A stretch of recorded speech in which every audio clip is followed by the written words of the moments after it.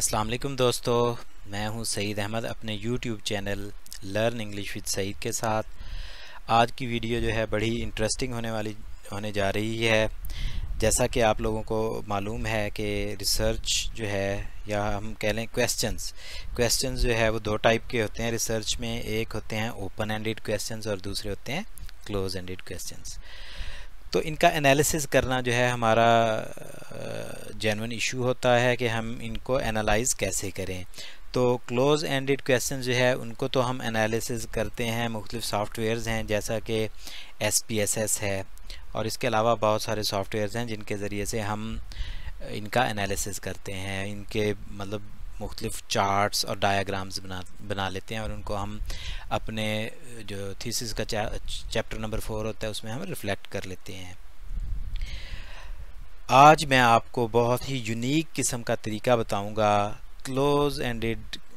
Open ended questions को diagrams में, tables में रिफ्लेक्ट करने का।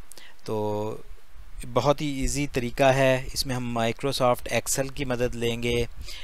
आपको पता है कि ओपन एंडेड क्वेश्चन जो है उनको एनालाइज करना थोड़ा सा टफ़ होता है। उसकी रीज़न ये है कि इसमें जितने लोग होते हैं उतनी ही उनकी राय होती है, उसको हमने समराइज़ करना होता है। मुख्तलिफ थीम्स को हम उनके आंसर में से थीम देखते हैं, मेन थीम्स जो होती हैं उनको हम सब जो हमारे रिस्पोंडेंट्स हैं उनमें कॉमन करते हैं और फिर हम उनका डाटा लेते हैं और उनको हम अपने वर्ड्स में नरेट कर देते हैं।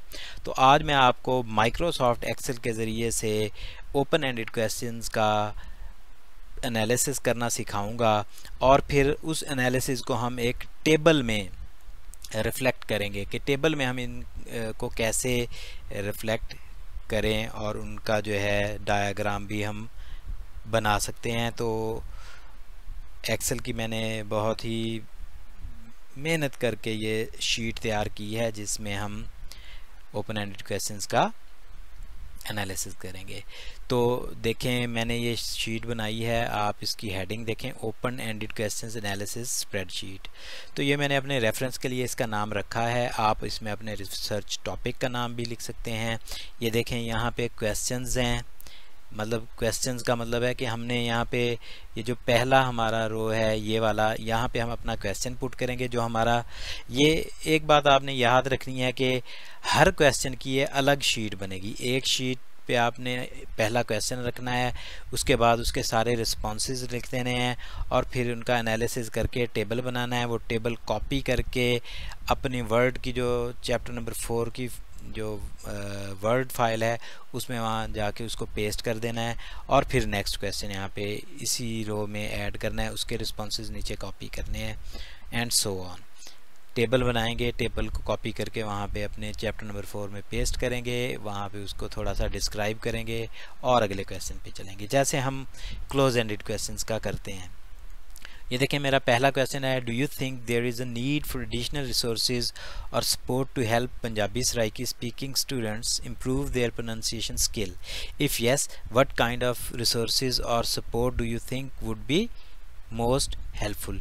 ये मैंने रेफरेंस के लिए क्वेश्चन यहाँ पे पुट किया और नीचे देखें उसके ये रिस्पॉन्सेज हैं, यहाँ से शुरू हो रहे हैं और 55 रिस्पोंडेंट्स हैं, उन सब ने यहाँ पे रिस्पांस किया है। कुछ ने डिटेल में किया है, कुछ लोगों ने येस नो में दिया है और कुछ ने जो है वो वहाँ पे कोई जवाब ही नहीं दिया। ये देखे, पहला और दूसरा रिस्पोंडेंट्स है जो है उन्होंने यहाँ पे कोई जवाब नहीं दिया, तो वो ब्लैंक है।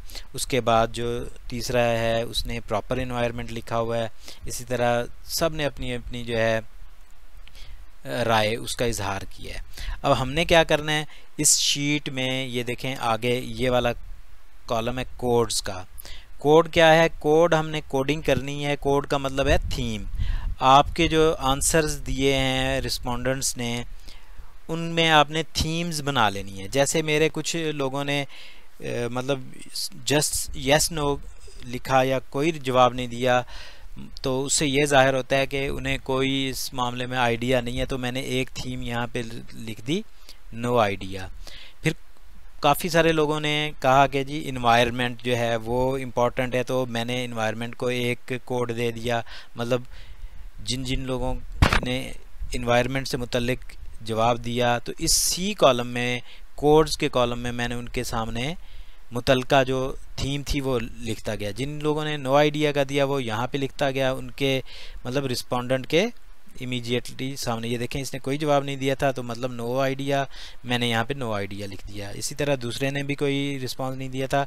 तीसरा जो बंदा है ये देखें उसने यहाँ पे प्रॉपर इन्वायरमेंट की बात की, मैंने यहाँ पे इन्वायरमेंट को थीम बना दिया। तो मेन हमने 3, 4, 5 थीम्स जो है वो हमने सब की कोडिंग कर लेनी है, सबके रिस्पॉन्सेज जो है उनको पढ़ लेना है और उनको कैटेगराइज कर लेना है।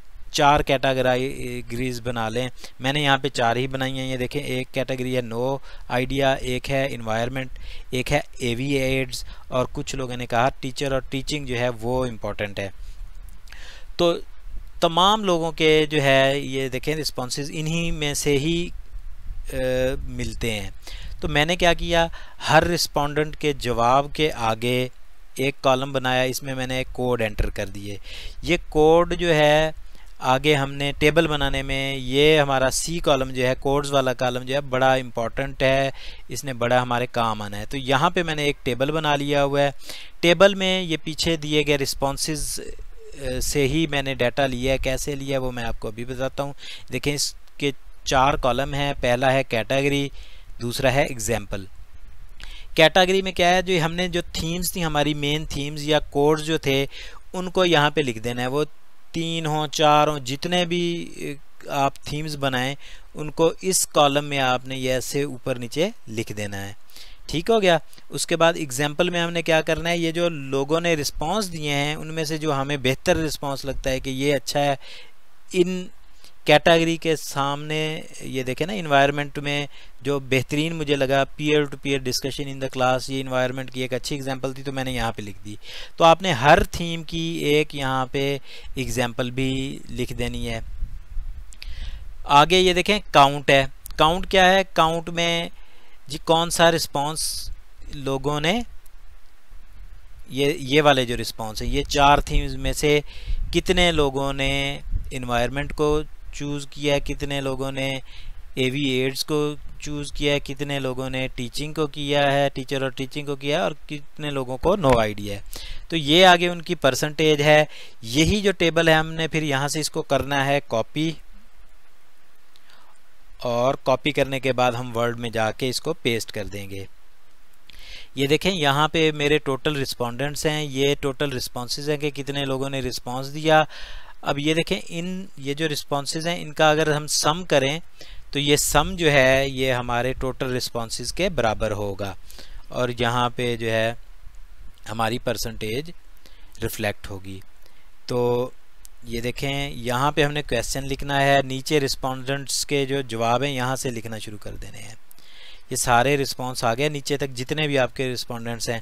और सी जो कॉलम मैंने बनाया है ये कोड्स का है। कोड्स मतलब थीम्स।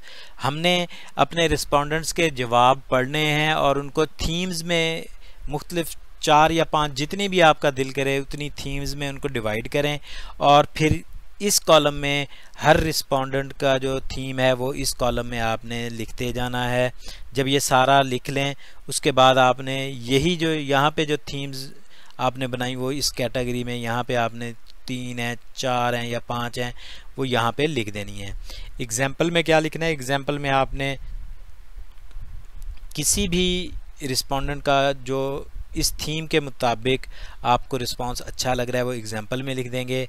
और काउंट में मैंने आपको बताया कि काउंट में आपने क्या करना है, काउंट में आपने ये फार्मूला लगा हुआ है, आपने जस्ट यहाँ पे जब आप ये डाटा लिख लेंगे, ये वाला ये जो है सी जो कॉलम है इसमें जब आप सारे रिस्पॉन्सेज लिख लेंगे, यहाँ पे कैटेगरी में यहाँ के जो 4-5 थीम्स आपने बनाई होंगी लिख लेंगे तो यहाँ पे ऑटोमेटिकली उसने कैलकुलेशन करके दे देनी है।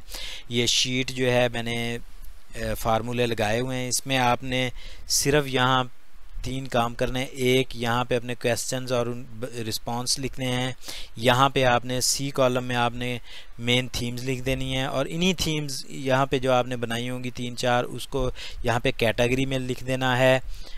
और बस फिर आपने जो ही कोई माउस प्रेस करेंगे तो यहाँ पे काउंट जो है खुद ही चेंज हो जाएगा, यहाँ पे परसेंटेज भी ऑटोमेटिकली चेंज हो जाएगी।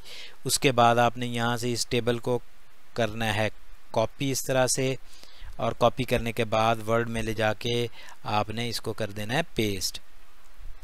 तो उम्मीद है आप लोगों को समझ आ गई होगी कि क्वालिटेटिव डाटा एनालिसिस कैसे करना है एक्सेल शीट में, और उसको कैसे टेबल में और डायग्राम में आपने कन्वर्ट करना है।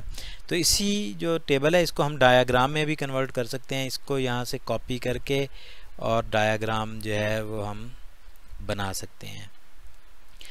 तो अगर ये शीट किसी को चाहिए तो कमेंट सेक्शन में आके अपना व्हाट्सएप नंबर मुझे कमेंट में कमेंट करें, और मेरे चैनल को सब्सक्राइब करें, वीडियो को लाइक करें, आगे शेयर करें, बेल आइकन को प्रेस करें। तो जो शख्स मुझसे डिमांड करेगा ये शीट मैं उसको फ्राहम कर दूंगा। शुक्रिया वेरी मच। आज के लिए इतना ही, मिलते हैं अगली वीडियो में। अल्लाह हाफिज़।